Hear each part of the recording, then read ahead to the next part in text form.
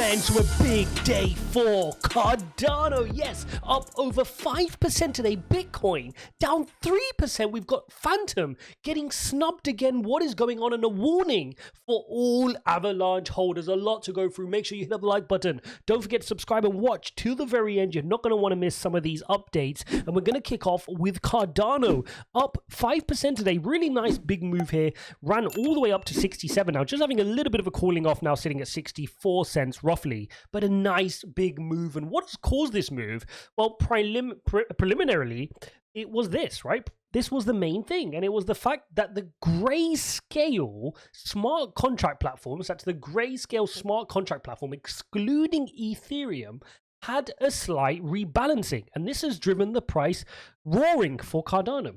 So the Cardano allocation has now increased to 32.33%, easily making it the biggest smart contract allocation in this fund. Bigger than Solana, which sits at 21.3, bigger than Polkadot, which sits at 15, more than double the allocation that Polkadot gets in this fund, and more than triple the allocation that Avalanche gets in this fund. I mean, much more than Polygon. You've also got Stellar XLM in there, you've got some Cosmos, and you've got some Algorand. Again, no Fantom getting snubbed, not added to this list, and we're going to cover off what that means. If this is smart money, right, why is the smart money not flowing into a project like Fantom? Is this favoritism? Is this a bit of, something else going on behind the scenes? Is Fantom not quite up to scratch? And we have to be honest about it. We'll cover that off and a lot more, so make sure you watch till the very end, guys. If you want to trade any of these tokens, incidentally, make sure you head over to BYBIT. Yes, BYBIT are offering you over $4,000 of bonuses. Get yourself set up using the link in the description,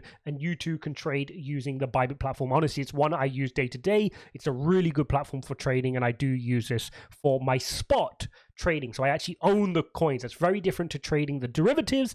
I use the spot market, so I own the tokens and I can move them across to different platforms as and when I need it. Very important that we understand that. Now, let's come back to this. What's going on with ADA? Why is ADA roaring right now? Well, we know they've increased allocation. And what this means now is for every share of this fund you hold, by the way, the fund has ticker symbol GS, which is Grayscale Smart Contracts Platform. So GSCP XE, which is X Ethereum. So if you hold one share of that, which you can go and buy, in there, each share will contain 4.3 ADA, which is going to increase, obviously, the buying power of ADA, because the fund will have to buy it to support those who are buying the shares. So very, very important. Now, important to note before I come on to what's this thesis around ADA, is the Solana allocation has dropped. The Solana allocation before this, when it launched, was sitting at 23.3. So that's dropped 2% here. DOT has dropped about 0.3%, so not a huge move on DOT, a slight rebalancing there. But the big mover, and this is a big warning, is Avalanche allocation has dropped from 18% to 10%. Okay, so this was 18.4 and it's dropped to 10.4. So a big reallocation here of the Avalanche position. And does this give us some clues that maybe something is going on? We've spoken about Avalanche. We know they've had a little bit of an issue with launching some of their subnets, in that it's moving away demand for some of the tokens.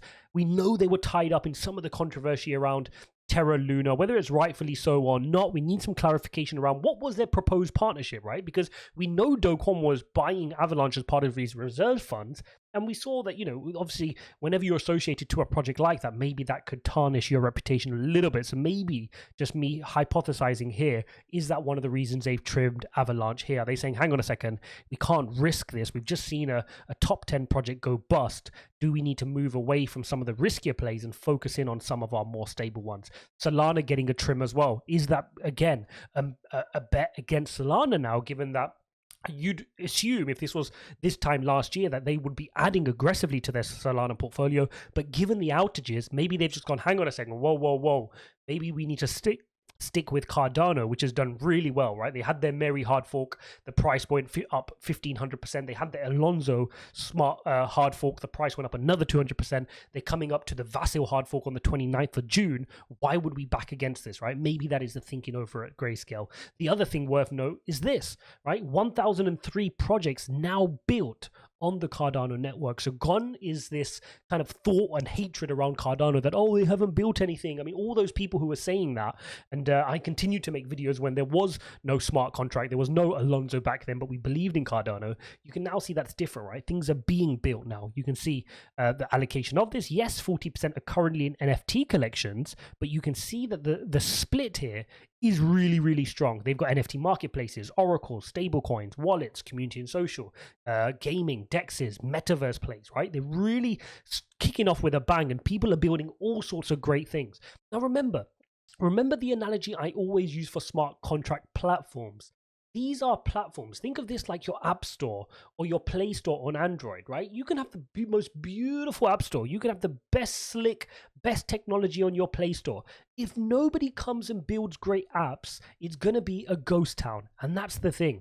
And we have so many great layer ones right now, from Algorand to the likes of Fantom, to many others, right? Avalanche as well. But you're only as good as the dApps being built on it and the commitment from the developers to come and build. And what incentives are developers looking for? They want a great ecosystem. They want other good apps on that blockchain, right? So you have the chicken and egg problem. They also want funding.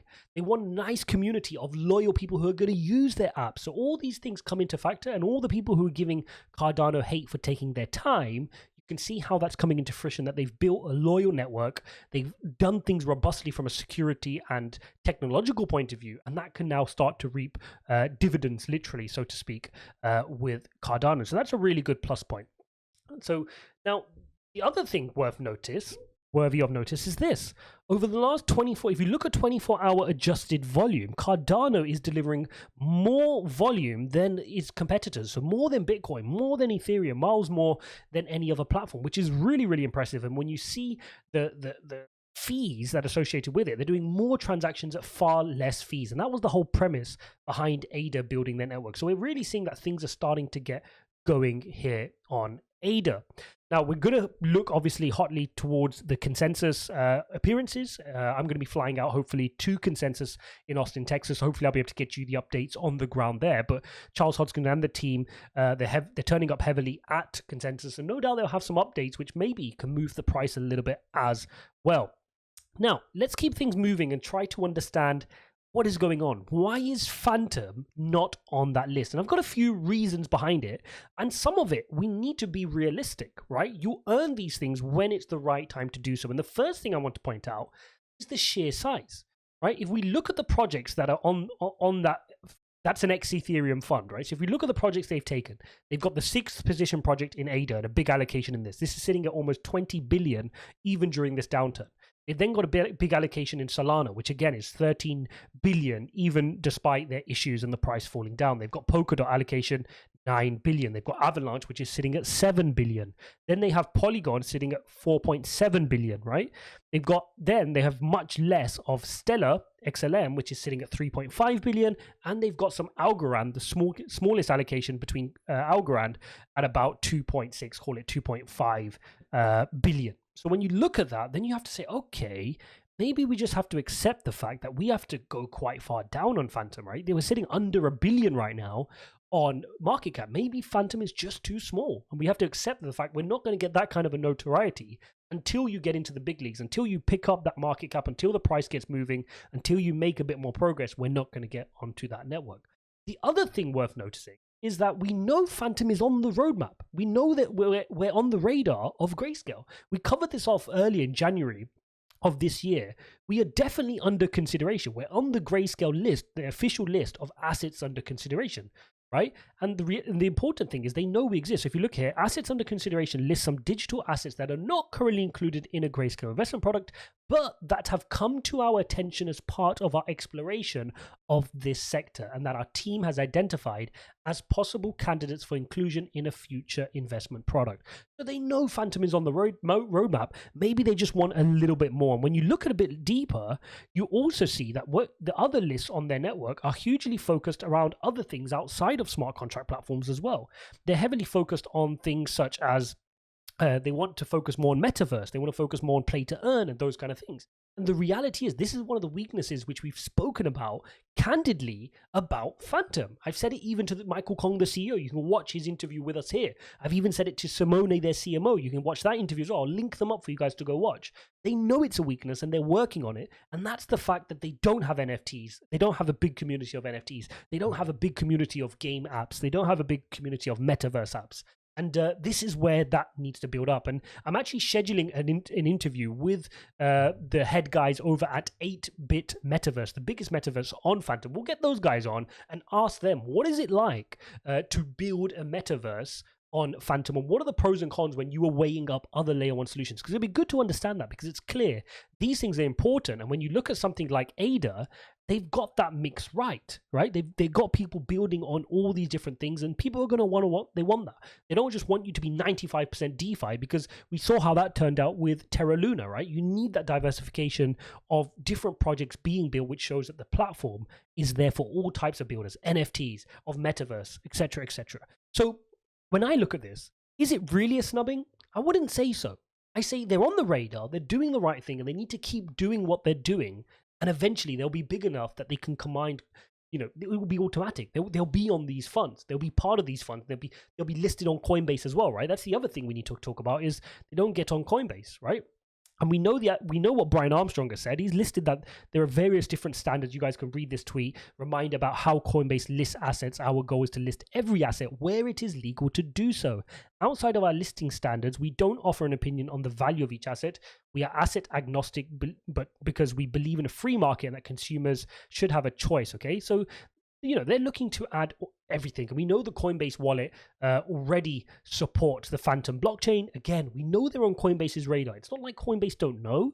Maybe they're just waiting for the right time. Maybe they just, Fantom need to be a little bit better at lobbying some of these exchanges to make that progress. But we saw earlier in the week, Fantom listed on Kraken, and there's only a couple left, right? There's Coinbase and FTX, and no doubt they're the two kind of more westernized exchanges, and they may take their time before they list. So overall, not to worry too much about Fantom and Grayscale. I probably wasn't expecting them to be added to that smart contract platform fund. Anyway, they're slightly too small. They just need to plug on and keep doing what they're doing. They need to diversify and have more good use cases in NFTs, in DeFi. They need to continue to work on the consensus mechanism, which we know they're doing. If you haven't watched my video where Professor Bernard Schultz, who's been introduced as the new Chief Research Officer of Fantom, explains the weaknesses and what he's working on, you go watch that as well from yesterday. And they know what they need to work on. As long as they continue to do that, things will be all right. More worrying, however, is for Solana, the fact that they got trimmed when they're heavily VC backed. They're one of the big dogs, right? They're one of the big Ethereum killers, so to speak. Why would that allocation drop? Why would the Avalanche allocation drop so heavily from 18% to 10%? Those are the two which I would be pondering a little bit more. Hope you guys enjoyed this video. As always, don't forget to smash up the like button and subscribe. Do check out BYBIT, offering you guys up to $4,000 in bonuses. Make sure you use that platform, get yourself signed up, and if you do, you're automatically going to be entered into our 10,000 subscriber giveaway. So anybody who signs up using my BYBIT link and deposits at least $1, and you subscribed, of course, you're going to enter that draw, and you could be winning 6 months free subscription to our course member live stream. So make sure you do that. Also, we'll be giving away an iPad as well for those who are subscribed and signed up to BYBIT. So make sure you get involved in those competitions, and I'll see you in the next one.